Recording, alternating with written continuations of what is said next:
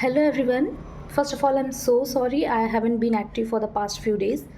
It's just because my life was so busy, or me being honest, maybe I was just done with few people for a while. Hard to say, but it is what it is. Anyway, welcome back to the Indian Blame Fest, where we casually blame everything from parents to patriarchy. But today I'm going to touch something very controversial. Any guess? Yes, we are blaming a relationship. But let me clear, I'm not against that relationship. I'm just saying that one distraction disguised as a true love. Let's talk. Let's just say it straight. Why do some people forget themselves the moment they get into a relationship? They start behaving like they have signed a lifelong contract. Health, care, routine, career, dreams, everything they are ready to sacrifice. क्या प्यार के नाम पे अपना future sacrifice कर देना maturity है? No, I believe it is a emotional dependency, और also we can say it is a emotional addiction. Yes, मेरा तो यही मानना है. And again, I'm saying I'm not against a relationship, but let's be honest, when your entire day revolves around that, did they reply, mood में क्या है, क्या खाया, क्या पहना, कहाँ है, किसके साथ है, then please, your own life is now taking a back seat. तुम्हारा स्टडी प्लान हो या फिटनेस हो या लॉन्ग टर्म गोल्स हो, सब कुछ उस एक रिलेशनशिप के मूड स्विंग्स के अकॉर्डिंग चल रहा है. You are not in a love, you are just a distracted. Yes, I said it, and it is what it is. And slowly you are losing grip your own future. So I'm just curious to know how you cancel your plans to talk to them. You skip classes to make them feel better. You lose sleep, energy, confidence just to fix things. Why? Because deep down तुम्हें लगता है कि अगर वो चला गया तो सब कुछ खत्म हो जाएगा. But a real talk, क्या तुम खुद के बिना कुछ हो? If your entire worth depends on how someone else treats you, you're not in love. You have just abandoned yourself. And when we talk about career, life, identity and all that, then career breaks हो जाते हैं, exam fail हो जाता है, self doubt इतना बड़ा हो जाता है कि किसी और की लाइफ जी रहे हो ऐसा फील होने लगता है. और ऐसा लगता है ये मेरी लाइफ है ही नहीं, ये मैं था ही नहीं. और फिर जब वो पर्सन छोड़ के चला जाता है तो तुम्हारे पास कुछ नहीं होता है. तुम ब्लैंक होते हो, तुम लॉस्ट होते हो. तुम्हें फील आता है कि क्या था लाइफ में, क्या बनना था, कुछ याद ही नहीं है.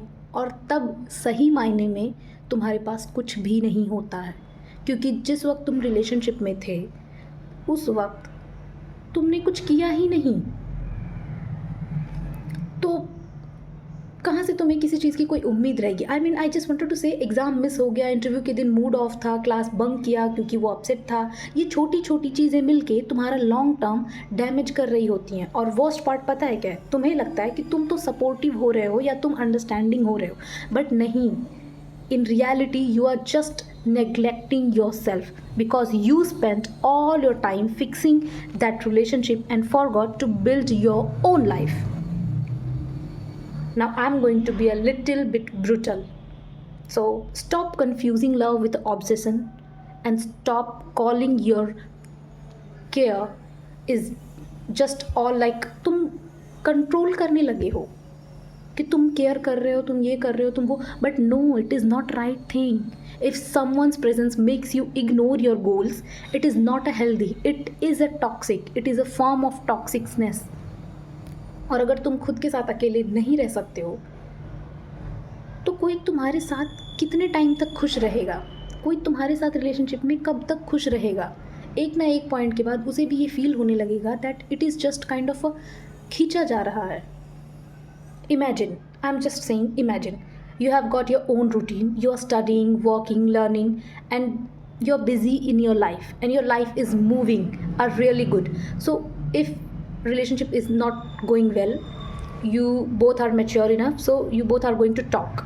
अगर तुम दोनों बात कर रहे हो, चीज़ों को सॉल्व कर रहे हो और सॉल्व हो जा रही हैं, it is good for you. And if it is not, then you guys have to move on. तो तुम्हारे पास अपने आप को डिस्ट्रैक्ट करने के लिए एक साइड में ऑप्शन है, that you have to focus on yourself. ये नहीं सोचना होगा कि अब तो बहुत देर हो चुकी है. And now if someone comes into your life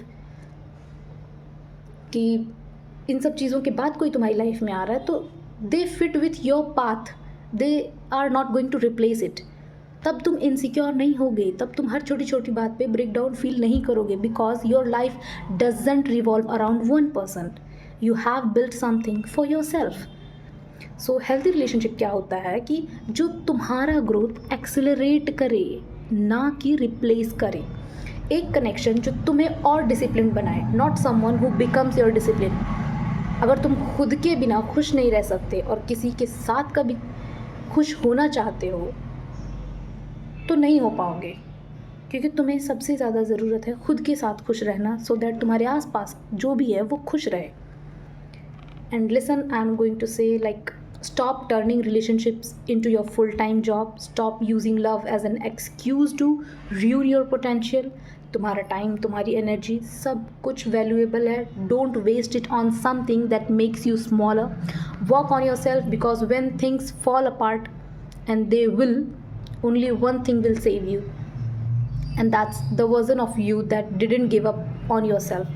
If this hits somewhere, and I'm wishing that maybe it is, so please like, share and subscribe. Thank you.